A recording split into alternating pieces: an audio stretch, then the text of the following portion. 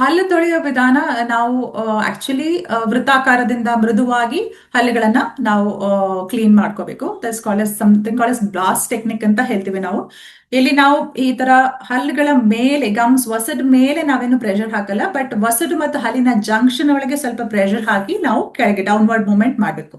ಮೇಲೆ ಹಲ್ಲನ್ನ ಕ್ಲೀನ್ ಮಾಡುವಾಗ, ಕೆಳಗೆ ಹಲ್ಲನ್ನು ಮಾಡುವಾಗ ಹಾಗೆ ಅಪ್ವರ್ಡ್ ಮೂವ್ಮೆಂಟ್ ಮಾಡಬೇಕು.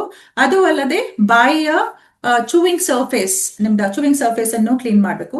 ಮೋಸ್ಟ್ ಆಫ್ ದ ಪೇಷಂಟ್ ಬೇರೆ ಎಲ್ಲಾ ಜಾಗನ ಚೆನ್ನಾಗಿ ಕ್ಲೀನ್ ಮಾಡ್ತಾರೆ, ಬಟ್ ದ ನಾಲ್ಗೆ ಅಡಿಯಲ್ಲಿ ಈ ಕಡೆನೂ ಕ್ಲೀನ್ ಮಾಡ್ಕೋಬೇಕು. ಇಲ್ಲಿ ಬಿಟ್ಬಿಡ್ತಾರೆ. ಅದೇನಾಗುತ್ತೆ ಅಂದ್ರೆ ಇಲ್ಲಿ ಡೆಪಾಸಿಟ್ ಆಗುತ್ತೆ, ಹಲ್ಲು ಶೇಕ್ ಆಗ್ಲಿಕ್ಕೆ ಶುರು ಆಗುತ್ತೆ. ಸೊ ಹಲ್ಲು ಕ್ಲೀನ್ ಮಾಡುವಾಗ ನಿಧಾನಾಗಿ ವೃತ್ತಾಕಾರವಾಗಿ ಮೂವ್ಮೆಂಟ್ ಮಾಡಿಬಿಟ್ಟು ನಾವು ಕ್ಲೀನ್ ಮಾಡ್ಕೋಬೇಕು. ಸೊ ಅಕ್ಲೂಸಲ್ ಸರ್ಫೇಸ್ ಅಂದ್ರೆ ನಾವು ಚೂವಿಂಗ್ ಸರ್ಫೇಸ್ ಕ್ಲೀನ್ ಮಾಡುವಾಗ front and back motion use ಮಾಡಬಹುದು. Lingual surface front and back use ಮಾಡಬಹುದು. ಬಟ್ ಜಂಕ್ಷನ್ ಬಿಟ್ವೀನ್ ದ ಹಲ್ಲು ಮತ್ತೆ ಗಮ್ಸ್ ವಸದ್ ಮಧ್ಯದಲ್ಲಿ ಸ್ವಲ್ಪ ಪ್ರೆಸ್ ಮಾಡಿಬಿಟ್ಟು ಡೌನ್ ಮಾಡಿದ್ರೆ ಅವಾಗ ಒಳಗಿದ್ದೆಲ್ಲ ಡೆಪಾಸಿಟ್ ಹೊರಗೆ ಬರುತ್ತೆ.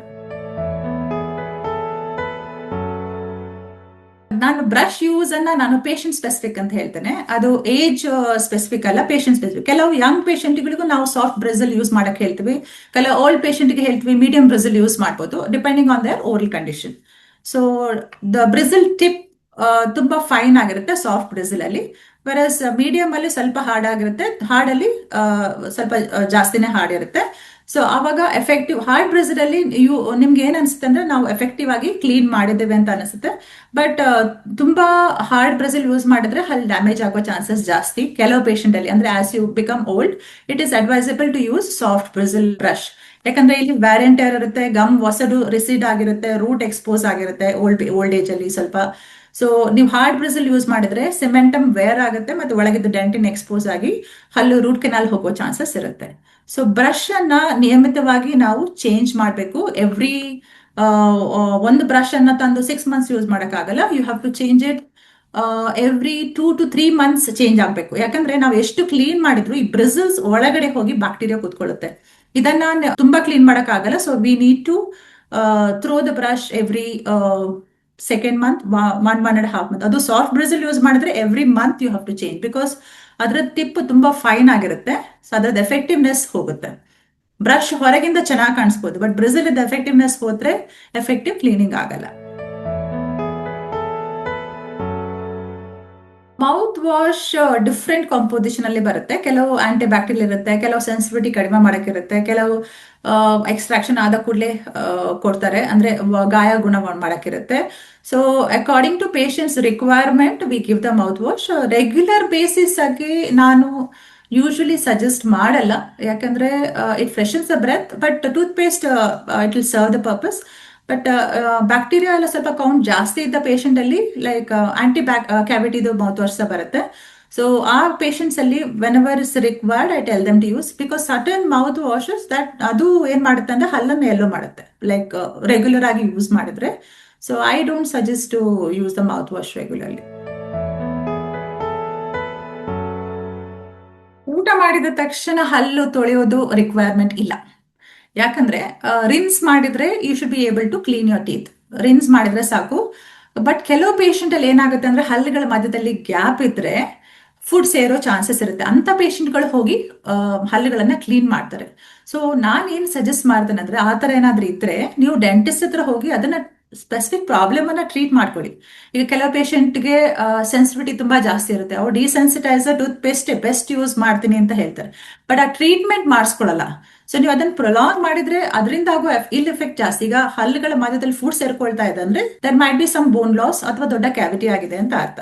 So that has to be treated first rather than keep brushing. So ನಾನು ಸಜೆಸ್ಟ್ ಮಾಡ್ತೇನೆ ಅಂದ್ರೆ ಊಟ ಆದ್ಮೇಲೆ ಬ್ರಷ್ ಮಾಡೋ ಅಗತ್ಯ ಇಲ್ಲ.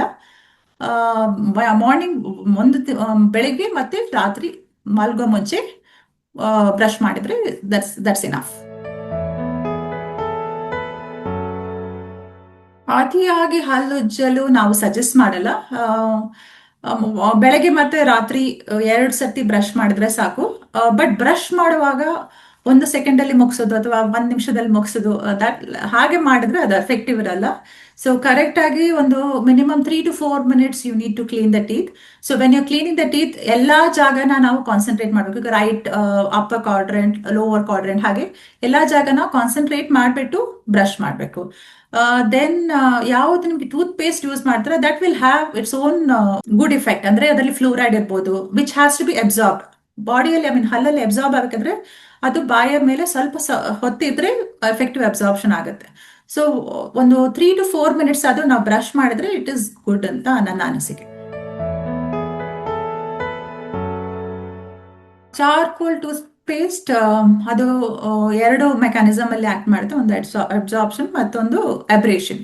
ಸೊ ಚಾರ್ಕೋಲ್ ಟೂತ್ ಸರ್ಫೇಸ್ ಅನ್ನ ಅಬ್ರೇಡ್ ಮಾಡುತ್ತೆ, ಅಂದ್ರೆ ಅದನ್ನ ಸವಿಯುತ್ತೆ. ಟೂತ್ ಸರ್ಫೇಸ್ ರೆಗ್ಯುಲರ್ ಆಗಿ ಚಾರ್ಕೋಲ್ ಟೂತ್ ಪೇಸ್ಟ್ ಯೂಸ್ ಮಾಡಿದ್ರೆ ಎನಾಮಲ್ ಸವಿಯುತ್ತೆ. ಓಕೆ, ಅಬ್ಸಾರ್ಪ್ಷನ್ ಅದು ಬ್ಯಾಕ್ಟೀರಿಯಾ ಕೌಂಟ್ ಅನ್ನು ಕಡಿಮೆ ಮಾಡುತ್ತೆ. ಬಟ್ ಅದೇ over use of charcoal tooth paste is ಹಾನಿಕಾರಕ, ಹಲ್ಲಿಗೆ ಹಾನಿಕಾರಕ. ಬ್ರೇಕ್ಫಾಸ್ಟ್ಗಿಂತ ಮುಂಚೆ ಮಾಡಬೇಕು, ರಾತ್ರಿ ಮಲ್ಗೋ ಡಿನ್ನರ್ಗಿಂತ ಆಮೇಲೆ ಬ್ರಷ್ ಮಾಡಿ ಮಲ್ಗಬೇಕು. ಯಾಕಂದ್ರೆ ಮಲಗುವಾಗ ನೀವು ಸ್ಟಾಗ್ನೆಂಟ್ ಇರ್ತೀರಲ್ಲ, there is no movement, saliva secretion ಇರುತ್ತೆ, but mouth the muscle movement ಇರಲ್ಲ, ಏನಿರಲ್ಲ. ಸೊ ಫುಡ್ ನೀವು ರಾತ್ರಿ ಬ್ರಷ್ ಮಾಡದೆ ಮಲಗಿದ್ರೆ ಹಲ್ ಸರ್ಫೇಸ್ ಮೇಲೆ ಕಾನ್ಸ್ಟೆಂಟ್ ಆಗಿರುತ್ತೆ. ಬ್ಯಾಕ್ಟೀರಿಯಾಕ್ಕೆ ಆಕ್ಟ್ ಆಗಕ್ಕೆ, ಹಲ್ ಮೇಲೆ ಆಕ್ಟ್ ಆಗಕ್ಕೆ ಐ ಮೀನ್ ತುಂಬಾ ಈಸಿ ಆಗುತ್ತೆ. So high chances of developing cavity ಮತ್ತೆ gum disease if you don't brush your teeth in the night.